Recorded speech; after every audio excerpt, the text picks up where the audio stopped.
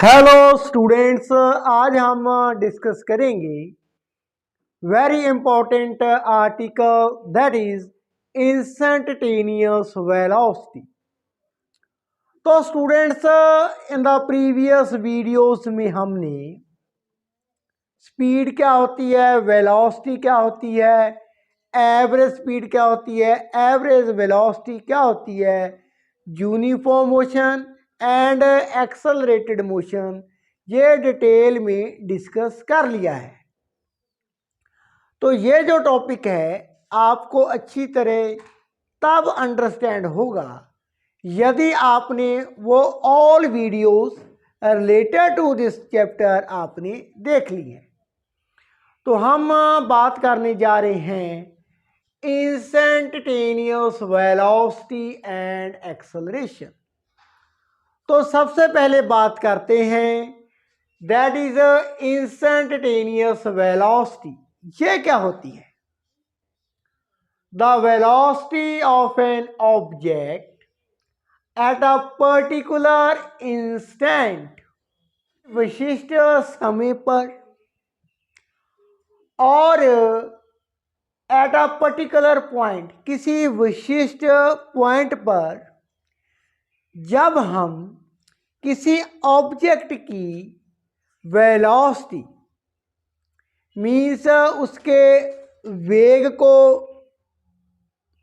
Measure करते हैं, find करते हैं ऑफ इट्स पाथ, जो उसने पाथ एडॉप्ट किया है उस पाथ पर, इज कॉल्ड इंस्टेंटेनियस वेलोसिटी। तो वो क्या है? Instantaneous velocity. एक बार फिर रिपीट कर रहा हूं मैं, इंस्टेंटेनियस वेलोसिटी मीन्स किसी भी क्षण पर, किसी भी समय पर किसी ऑब्जेक्ट का क्या वेग है। और इसे हम ऐसे भी बोल सकते हैं, किसी विशिष्ट पॉइंट पर, स्थान पर ऑब्जेक्ट का वेग क्या है वेलोसिटी, उसे हम बोलते हैं इंस्टेंटेनियस वेलोसिटी। अब इसके आगे हम बात करते हैं स्टूडेंट्स, इसको फर्दर समझने के लिए हम थोड़ा सा जो हमने पहले डिस्कस किया था अबाउट वेलोसिटी के बारे में वो डिस्कस करते हैं। तो एक कार है 10 मीटर इन 2 सेकंड में ये कवर करती है। अब कार की जो स्पीड है और जो कैसे वेलोसिटी है वो ना तो बढ़ रही है ना कम हो रही है। तो मोशन क्या है? That is a uniform. अब यदि हम इस कार की एवरेज वेलोसिटी की बात करें तो एवरेज वेलोसिटी भी उतनी होगी जितनी इस कार की एक्चुअल क्या है वेलोसिटी है, और इसकी इंस्टेंटेनियस वेलोसिटी क्या होगी? वो भी उतनी होगी जितनी में एक्चुअल में ये मूव करती है। जिस गति में है वही इसकी इंस्टेंटेनियस वेलोसिटी होगी। ना तो वेलोसिटी कम हो रही है ना ही बढ़ रही है। ये यूनिफॉर्म मोशन है। सिमिलरली ये ट्रक है, ये 50 मीटर पर सेकंड के वेग से साथ चल रहा है। इसकी भी वेलोसिटी ना तो इंक्रीज हो रही है ना ही डिक्रीज हो रही है। तो इसकी एवरेज एज वेल एज यदि हम इंस्टेंटेनियस वेलोसिटी की बात करें वो उतनी होगी जितने में एक्चुअल में ये गति में जिस वेलोसिटी के साथ ये जा रहा है। लेकिन स्टूडेंट्स, यदि ऑब्जेक्ट यूनिफॉर्म एक्सेलरेटेड मोशन में हो, मीन्स उसकी यदि वेलोसिटी निरंतर बढ़ रही हो या फिर वेलोसिटी निरंतर क्या होती है, कम होती जाती है, तब हम इंस्टेंटेनियस वेलोसिटी को कैसे फाइंड करेंगे। हमारे पास फार्मूला क्या होता है, when the object in uniform accelerated motion. तो इसके लिए स्टूडेंट्स हमारे पास जो एवरेज वेलोसिटी है v एवरेज, वो क्या होती है, जब object in uniform accelerated motion में होता है तब, that is x dash minus x over t dash minus t. This is the average velocity of the object. X dash क्या है, position at time t dash. X क्या है, position of the object in the time interval t. According to the definitions, what is the average velocity displacement of the object during that time of interval, means v average x dash minus x over t dash minus t। हमारा जो object है origin से ए point पर x distance पर है when the time is t, and after some times, means at time t dash पर it reaches at the point B. Now the position is x dash and the object in uniform accelerated motion। तो हमारे पास average velocity क्या होती है, that is x dash minus x over t dash minus t। Means यदि हम velocity average जब find करते हैं तो हमें 2 पॉइंट ज्ञात होते हैं। हम 2 पॉइंट में औसत निकालते हैं, जैसे A एंड B में। During that time of interval हमने क्या है, एवरेज स्पीड है वो ऑब्जेक्ट की फाइंड कर ली है।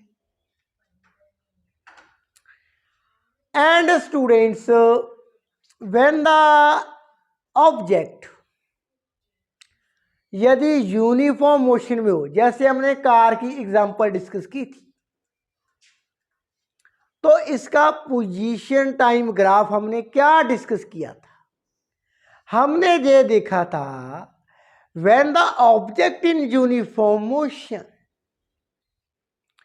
Position and time graph object का that is a straight line. तो एक सीधी रेखा होता है।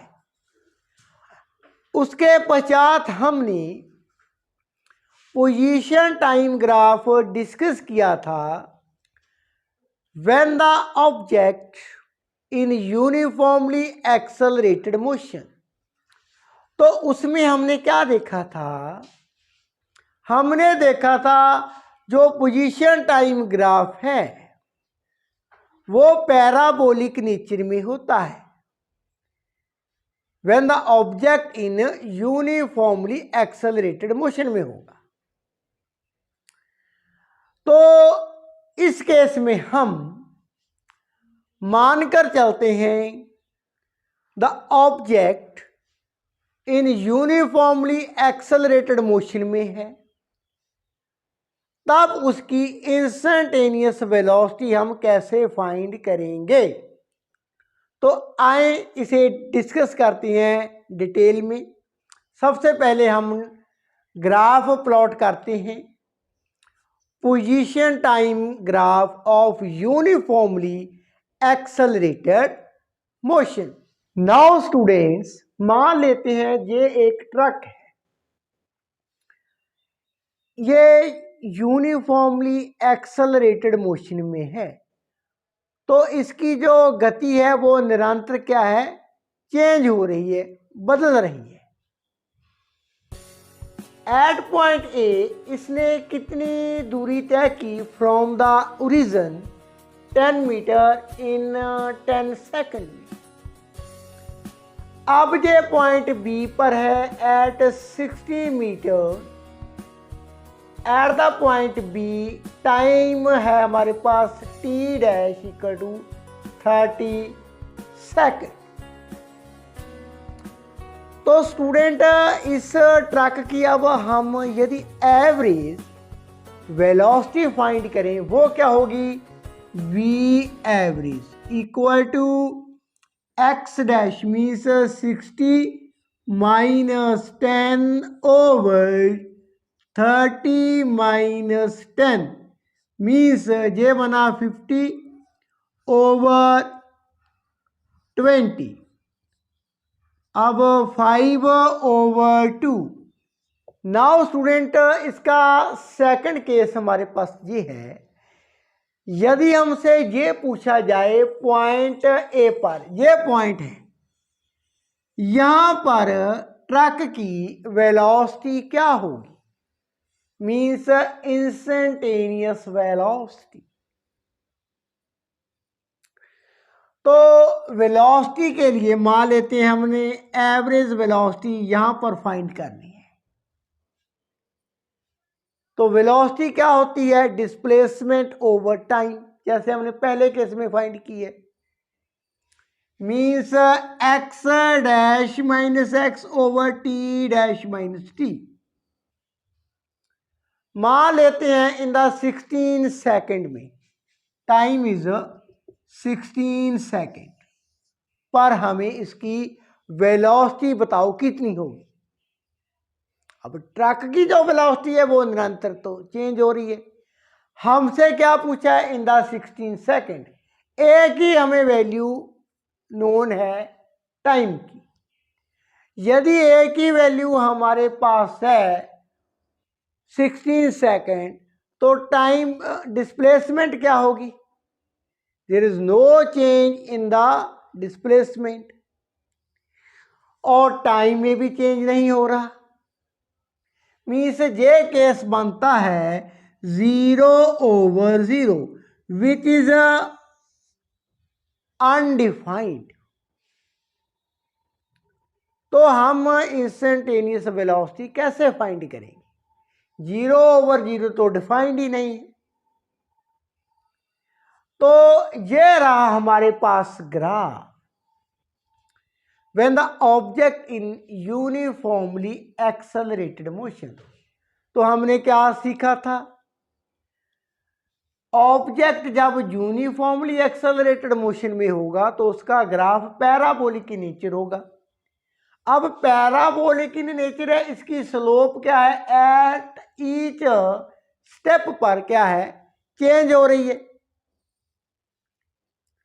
एट ईच टाइम पर क्या है, इसकी स्लोप क्या है, चेंज होती जाती है। तो स्टूडेंट्स मान लेते हैं हमारा जो ऑब्जेक्ट है दैट इज पॉइंट ए पर, यहां पर हमने फाइंड करनी है instantaneous velocity of the object. तो कैसे फाइंड करेंगे, with the help of graph. Students 0 over 0 undefined है। अब इसको हम कैसे, इस प्रॉब्लम को कैसे हम सॉल्व करेंगे। मान लीजिए एट पॉइंट ए पर हमारे पास टाइम था टी, ओरिजिन से टाइम कितना है टी, एंड पोजीशन क्या है इसकी ऑब्जेक्ट की दैट इज x। अब यहां पर हम न्यूटन्स लाइक जो मैथमेटिशियंस हुए हैं उन्होंने हमें मैथमेटिक्स की एक जो ब्रांच है जिसे हम कैलकुलस बोलते हैं, तो कैलकुलस को इन्वेंट किया और उन्होंने हमें ये सुझाव दिया कि आप एक टाइम इंटरवल और अपने आप मान लेंगे and during this time interval आप डिस्प्लेसमेंट भी मान लेंगे। तो स्टूडेंट्स ये पॉइंट है ए। फ्रॉम ए टू बी मान लीजिए जो ऑब्जेक्ट है वो कितना समय लेता है, डेल्टा टी। कितना समय लेता है, डेल्टा टी। हमने मान लीजिए लिया आफ्टर टाइम टी के पश्चात मीन्स टाइम डेल्टा टी में ये जो ऑब्जेक्ट ए है ये कितनी दूरी तय कर लेता है, that is delta x. Position में चेंज हो जाता है। तो यहां पर तो थी इसकी पोजीशन एक्स, इस पॉइंट पर क्या बन जाएगी, एक्स प्लस डेल्टा एक्स। अब स्टूडेंट्स ए एंड बी को हम मिला देते हैं तो ये बन जाती है कोड। अब स्टूडेंट्स इसको पहले फर्दर हम मिलाते हैं, देन आगे का स्टेप डिस्कस कर लेते हैं। स्टूडेंट्स हमारे पास बी पॉइंट पर अब पोजीशन क्या है, x प्लस डेल्टा एक्स। ए पर क्या है, x। When the time is t, position क्या है, ए पर कितनी दूरी पर है, x पर। बी पर टाइम कितना है, t plus delta T. Origin से कितनी दूरी है, x प्लस डेल्टा एक्स। तो इसकी एवरेज वेलोसिटी कितनी होगी, that is x plus delta x. X dash क्या है, x plus delta x minus x over t plus delta t minus t. X के साथ एक्स कैंसल, टी के साथ t cancel, v average equal to delta x over delta t. Now students delta x over delta t, delta x over delta t किसके इक्वल है, slope of कोड A B, ये जो मैंने रेड लाइन के साथ शो की है। अब स्टूडेंट्स डेल्टा एक्स तो हमने चूज कर लिया, अब डेल्टा एक्स चूज करना कितना है और डेल्टा टी कितना चूज करना है। मान लीजिए एट पॉइंट ए पर टाइम था मेरे पास 9 सेकेंड। तो स्टूडेंट आप में से टॉम स्टूडेंट है, वो कहता है डेल्टा टी को 1 सेकेंड मान लेते हैं। तो ये था 9, ये कितना बन जाएगा 10। मान लीजिए जो पोजीशन थी ये 10 थी, तो टॉम कहता है डेल्टा एक्स को 1 मीटर मान लेते हैं। तो अब बी की पोजीशन कितनी होगी, 10 plus 1 that is 11 metre.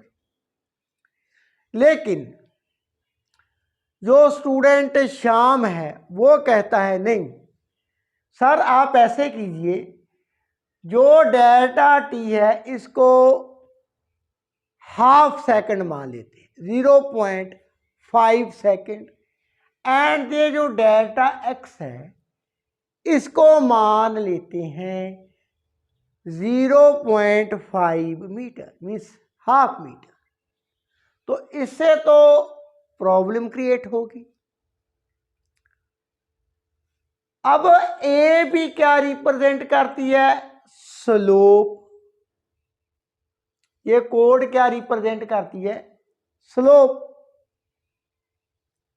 Means ये जो स्लोप है ए बी की, ये रिप्रेजेंट करती है delta x over delta T, means average velocity of the object. लेकिन ये जो कर्व थी ब्लू कर्व, ये रिप्रेजेंट करती थी एक्चुअल वेलोसिटी। क्या रिप्रेजेंट करती थी? Actual velocity. अब स्टूडेंट्स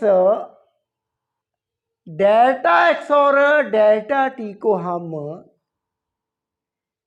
कितना चूज करें, कितना माने कि जो हमारे पास एरर आ रही है, means A B represent the average velocity during the time interval t and t plus delta t. Actual velocity में ये क्या है, हमारे पास यहां पर एरर आ रही है, actual velocity and average velocity. तो जितना delta x and delta T की वैल्यू ज़्यादा होगी उतनी ही एरर क्या होगी, हमारे पास ज़्यादा आएगी। यदि मैं पॉइंट बी को यहाँ पर मान लेता हूँ, मीन्स डेल्टा एक्स कम हो गया, उसके रिस्पेक्टिव डेल्टा टी की वैल्यू भी कम है, तो एरर और कम हो जाएगी। अब इस पॉइंट को यहाँ पर मान लेते हैं, यहाँ पर मान लेते हैं, कम करते आते हैं। तो एक समय ऐसा आएगा student, when delta x over delta T इतना हम छोटा मान लेंगे, ये जो हमारे पास स्लोप बनती है कोड की, ये जो स्लोप है कोड ए बी की एंड इसकी स्लोप जो एक्चुअल ग्राफ है ऑफ द ऑब्जेक्ट, तो ए पॉइंट पर क्या हो जाएंगे, सुपर इम्पोज हो जाएगी। मीन्स ये जो हमारे पास पैराबोलिक पाथ है, कर्व्ड लाइन है, इसकी स्लोप और कोड की स्लोप एक ही हो जाएगी। Means the tangent on that parabolic line. अब एक्चुअल में क्या है स्टूडेंट, ये जो delta x and delta T है, हम इसको इनफाइनाइट स्माइली स्मॉल कर रहे हैं, बहुत ही छोटा, जीरो के करीब, लेकिन जीरो नहीं है।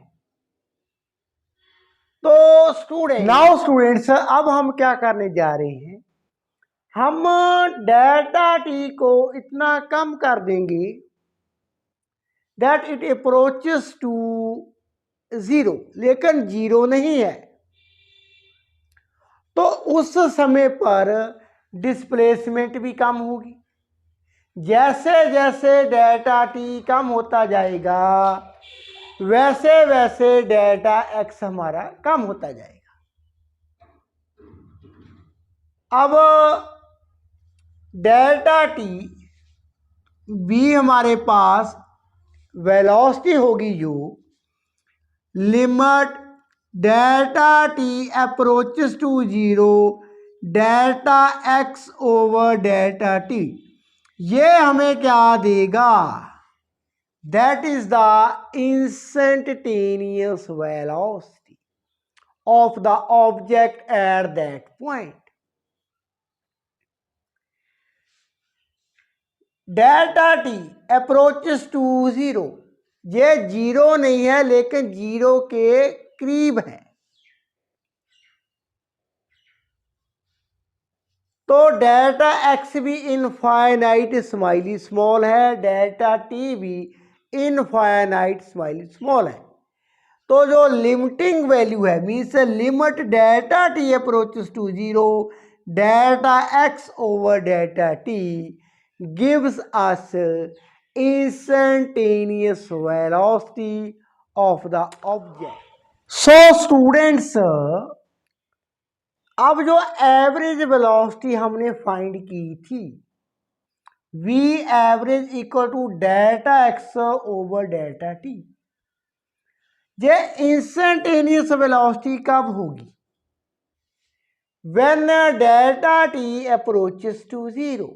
What it means? The instantaneous velocity of an object is defined as the limiting value. हमने लिमिट लगा दी है, मीन्स डेल्टा टी जो टाइम इंटरवल था उसको इनफाइनाइट स्माइली स्मॉल कर दिया है। वो जीरो के आसपास है लेकिन जीरो नहीं है, जीरो के आसपास माना जाएगा, बहुत ही छोटा time interval. as the limiting value of average velocity of the object in small time interval, वो small time interval around that instant when the time interval approaches to zero. तो जो एवरेज वेलोसिटी थी वो instantaneous velocity कब मानी जाएगी? जब हमारा delta x over delta t हम लिमिट लगा देते हैं, means delta t approaches to zero. अब स्टूडेंट इसको हम क्या बोलते हैं? डिफरेंशियल। क्या बोलते हैं? डिफरेंशियल। कैसे लिखते हैं? v equal to D X over D T.